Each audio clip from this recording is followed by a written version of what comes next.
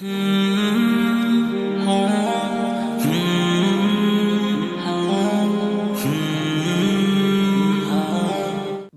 پروردگارم امت احمد نبی دوست دار چار یارم تابع اولاد علی مذہب حنفیہ دارم ملت حضرت خلیل خاک پائے غوث اعظم زیر سایہ ہر ولی صدیق اکس حسن کمال محمد است فاروق و ذل جاہ و جلال محمد است عثمان ضیاء شمع جمال محمد است حیدر بہار باغ خصال محمد است لخمسۃ اطفی بہا حر الوباء الحاطمہ المصطفیٰ والمرتضیٰ وبناہما والفاطمہ۔ السلام علیکم ورحمۃ اللہ وبرکاتہ۔ ناظرین، ایک نئی ویڈیو کے ساتھ ایک بار پھر ہم حاضر ہیں۔ آج کا ہمارا موضوع خلیفہ ثانی امیر المؤمنین جانثاران مصطفیٰ صلی اللہ تعالیٰ علیہ وآلہ وسلم حضرت جناب سیدنا عمر فاروق رضی اللہ تعالیٰ عنہ، حضور علیہ الصلوۃ والسلام کے بڑے ہی پیارے صحابی ہیں، اور حضور علیہ الصلوۃ والسلام پر سب کچھ قربان کرنے والے، جان نچھاور کرنے والے، مال اولاد سب کچھ حضور کی بارگاہ میں پیش کرنے والے حضور علیہ الصلوۃ والسلام کے بڑے ہی پیارے دلیر اور نڈر صحابی جناب سیدنا فاروق اعظم رضی اللہ تعالیٰ عنہ۔ تو اپنے موضوع کی طرف بڑھنے سے پہلے میں آپ تمام لوگوں سے گزارش کروں گا کہ اگر ابھی تک آپ نے ہمارے اس چینل کو سبسکرائب نہیں کیا تو ہمارے اس چینل کو سبسکرائب کر لیں، بیل آئیکن کا بٹن دبا دیں تاکہ آپ کے پاس اسی طرح ہماری اچھی اچھی ویڈیوز پہنچ جائیں۔ ناظرین، ان کا واقعہ اسلام لانے کا بڑا ہی انوکھا بھی ہے اور خوبصورت بھی ہے کہ جب ابو جہل نے دیکھا کہ اسلام پھیلتا جا رہا ہے تو اس نے جذبات میں آ کے، غصے میں آ کر یہ اعلان کیا کہ کیا مکے میں کوئی بھی ایسا نہیں ہے کہ جو معاذ اللہ محمد صلی اللہ تعالیٰ علیہ وآلہ وسلم کو قتل کر دے؟ جو حضور علیہ الصلوۃ والسلام کو قتل کرے گا، آپ کو شہید کرے گا، تو ابو جہل نے اس کی قیمت لگائی کہ اس کو اتنے اونٹنی جو ہیں وہ میں تحفے میں دوں گا۔ تو جناب فاروق اعظم رضی اللہ تعالیٰ عنہ جو ہے وہ تلوار لے کر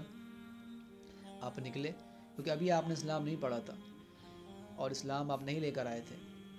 جب آپ نکلے تو راستے میں آپ کو صحابی رسول ملے، انہوں نے پوچھا کہ عمر کہاں جاتے ہو؟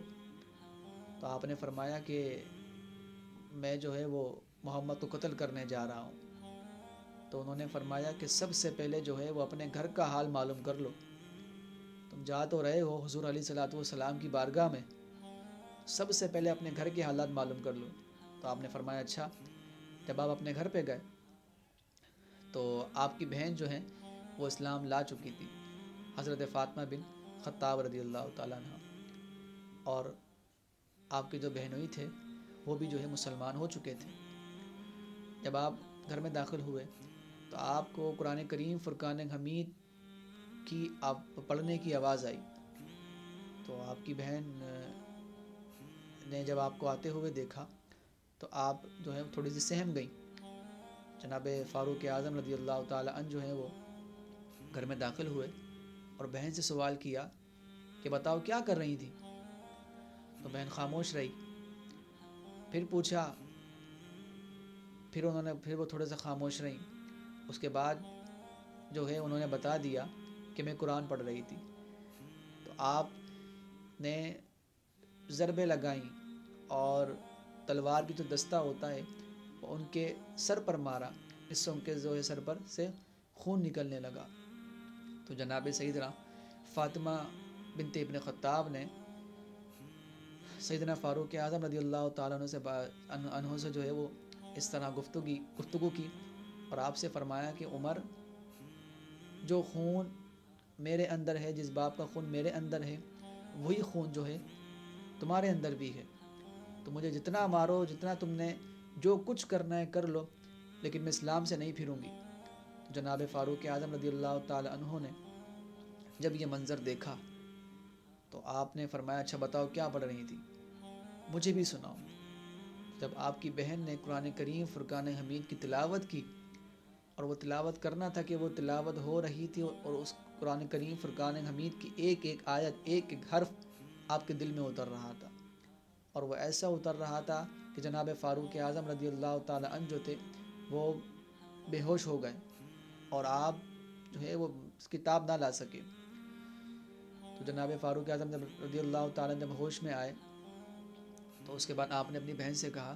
کہ اے بہن مجھے بھی لے کے چلو حضور کی بارگاہ میں نے بھی حضور کا کلمہ پڑھنا ہے۔ تو جب آپ جانے لگے تو راستے میں ہلچل مچ گئی کہ عمر آ رہے ہیں۔ جناب سیدنا امیر حمزہ رضی اللہ تعالیٰ عنہ کہ جو حضور علیہ الصلوۃ والسلام کے چچا بھی ہیں اور ایک رشتے سے جو ہیں بھائی بھی ہیں، وہ دار ارقم پہ کھڑے ہوئے تھے، اور جب آپ نے دیکھا کہ فاروق اعظم آ رہے ہیں، ہاتھ میں جو ہے وہ گلے میں تلوار بھی لٹک رہی ہے، تو اس کے بعد آپ نے فرمایا عمر آتے ہیں تو آنے دو، عمر آتے ہیں تو آنے دو، اگر نیک نیتی کے ساتھ آئے ہیں تو اچھی بات ہے، اگر کسی اور دوسرے معاملے کے لیے آئے ہیں تو ہم بھی کھڑے ہیں۔ تو جناب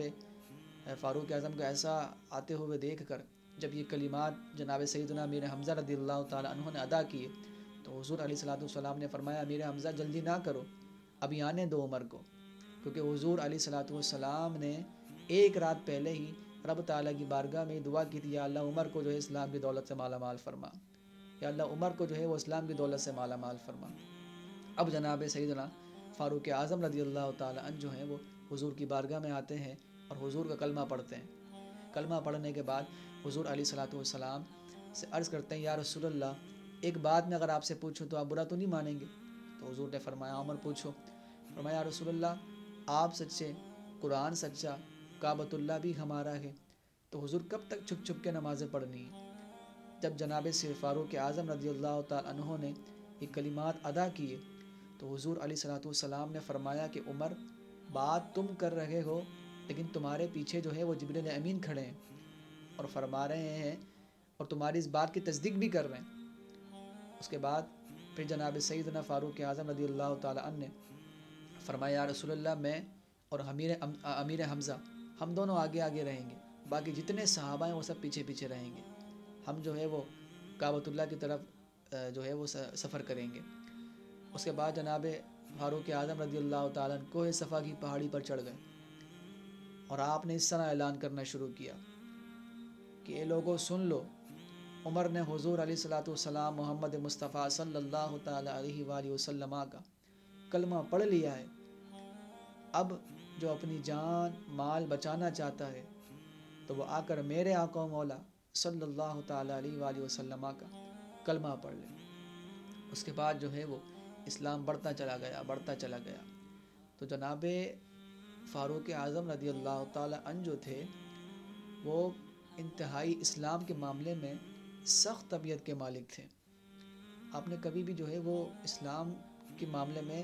نرم مزاجی اختیار نہیں کی، ہمیشہ جو ہے وہ آپ کی کوشش یہ ہوتی تھی کہ کسی نہ کسی طریقے سے اسلام کو ہر جگہ پھیلایا جائے، اسلام کو نافذ کیا جائے، اسلامی نظام کو نافذ کیا جائے۔ حضور علیہ الصلوۃ والسلام جو پیغام اللہ تبارک و تعالیٰ کی جانب سے لے کر آئے ہیں اس کو تمام عالم اسلام میں اور تمام جہاں لوگ جو ہیں وہ انسان پائے جاتے ہیں وہاں جو ہے وہ حضور علیہ الصلوۃ والسلام کا پیغام پہنچنا چاہیے۔ اور یہی فاروق اعظم رضی اللہ تعالیٰ عنہ ہیں جو حضور علیہ الصلوۃ والسلام سے بڑی محبت فرماتے تھے۔ حضور نے فرمایا کہ اگر میرے بعد کوئی نبی ہوتا، توجہ دیجیے گا اس بات پر، حضور نے فرمایا میرے بعد اگر کوئی نبی ہوتا تو وہ عمر ہوتے۔ تو آپ کا روب دبدبا اور آپ نے جس طرح حضور علیہ الصلوۃ والسلام کی دین کی خدمت کی، حضور کی خدمت کی، یقیناً ہمیں یہ بتاتی ہے کہ ہم نے بھی اسی طرح حضور علیہ الصلوۃ والسلام کے دین کی خدمت کر، ہم ان جیسی تو نہیں کر سکتے لیکن کوشش ضرور کر سکتے ہیں۔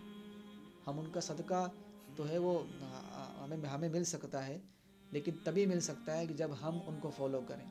ہم ان کی تربیت پر چلیں، ہم جو ہے وہ ان کی تعلیمات پر عمل کریں، تب جا کر جو ہے وہ معاملات حل ہوں گے۔ آج آپ دیکھ لیں اس وقت جو بھی صورتحال چل رہی ہے ملک پاکستان میں اور دنیا جہاں میں، اس کی سب سے بڑی وجہ یہ ہے کہ ہم نے سیرت فاروق اعظم کو چھوڑ دیا ہے۔ اگر آج ہم نے سیرت فاروق اعظم رضی اللہ تعالیٰ اپنائی ہوئی ہوتی تو آج نہ فلسطین کا مسئلہ ہوتا، نہ برما کا مسئلہ ہوتا، نہ اس طرح جو ہے مسلمانوں کی نسل کشی ہوتی، نہ جو ہے مسلمانوں کی عورتوں کے ساتھ اس طرح کھیلا جاتا اور اس طرح نہ خون بہایا جاتا۔ اگر ہم نے سیدنا فاروق اعظم رضی اللہ تعالیٰ عنہ کی سیرت پر عمل کیا ہوتا، آج ہم نے دین سے دوری اختیار کی،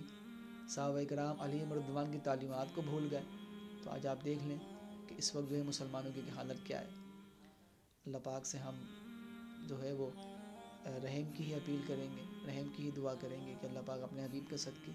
ہم مسلمانوں پر کرم فرمائے. سیدنا فاروق اعظم رضی اللہ تعالیٰ عنہ جیسی ہم سب کو بہادری، شجاعت عطا فرمائے. اسلام ہی کے لیے جو ہے ہمیں خدمت کرنے کی، اور اسلام ہی پر جو ہے ہمیں زندہ رکھ، اور اسلام پر ہی ہمیں جو ہے موت عطا فرمائے.